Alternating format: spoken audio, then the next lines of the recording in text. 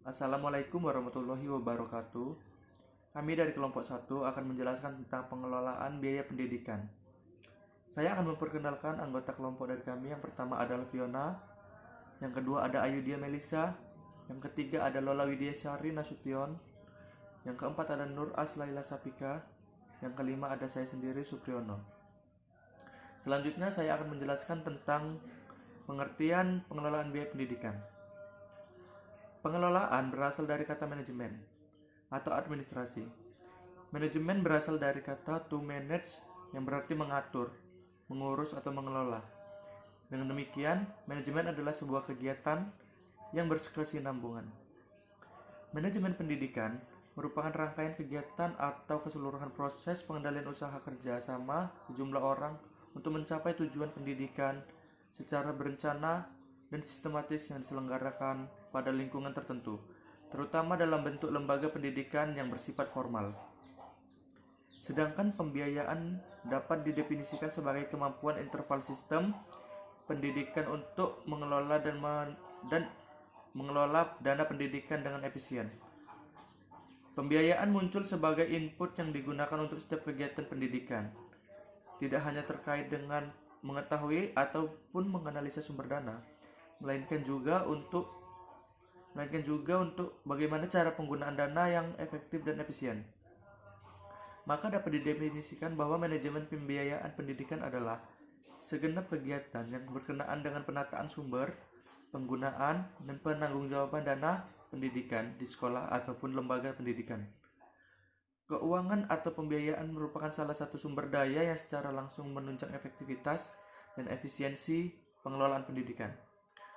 Selanjutnya tentang prinsip-prinsip pengelolaan keuangan pendidikan akan dilanjutkan oleh teman kami Ayudia Melisa. Selanjutnya saya akan menjelaskan prinsip-prinsip pengelolaan keuangan pendidikan. Yang pertama ada transparansi.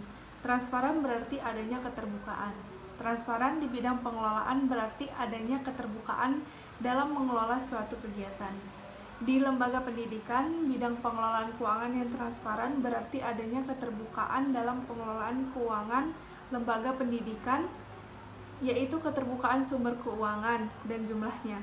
Rincian penggunaan dan pertanggungjawabannya harus jelas sehingga bisa memudahkan pihak-pihak yang berkepentingan untuk mengetahuinya. Kedua, akuntabilitas. Akuntabilitas adalah kondisi seseorang yang dinilai oleh orang lain karena kualitas performansinya dalam menyelesaikan tugas untuk mencapai tujuan menjadi tanggung jawabnya. Akuntabilitas di dalam pengelolaan keuangan berarti penggunaan uang sekolah dapat dipertanggungjawabkan sesuai dengan perencanaan yang telah ditetapkan. Berdasarkan perencanaan yang telah ditetapkan dan peraturan yang berlaku, maka pihak sekolah membelanjakan uang secara bertanggung jawab. 3. Efektivitas. Efektif seringkali diartikan sebagai pencapaian tujuan yang telah ditetapkan.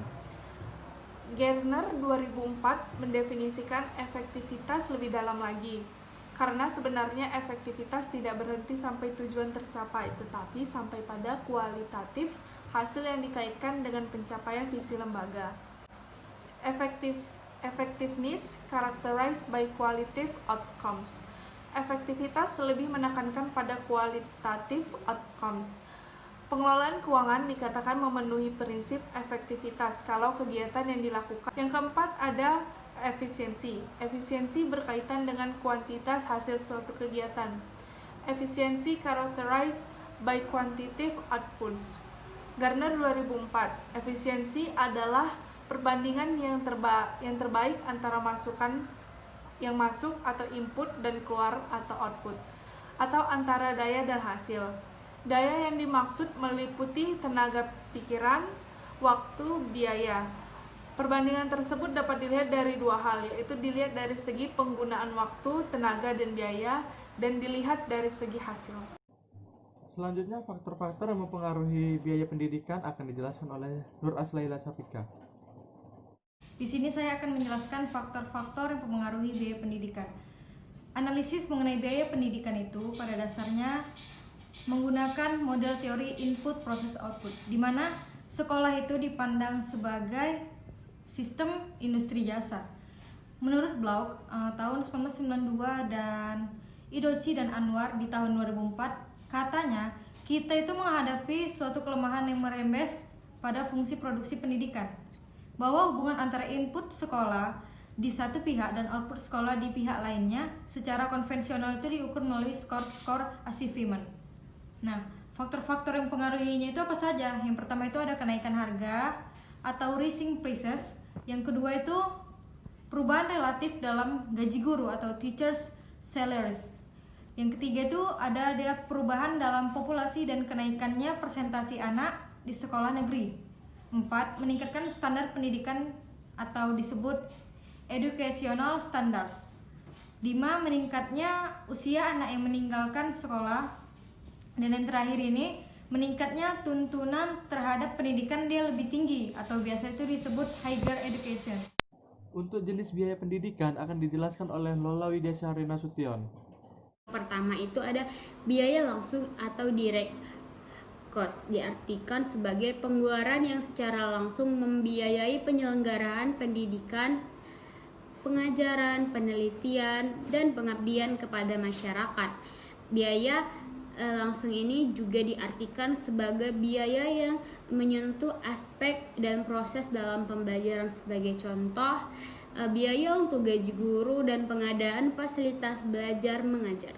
Yang kedua itu ada biaya tidak langsung. Yang pertama ada biaya pribadi, yaitu biaya yang dikeluarkan keluarga untuk membiayai sekolah anak.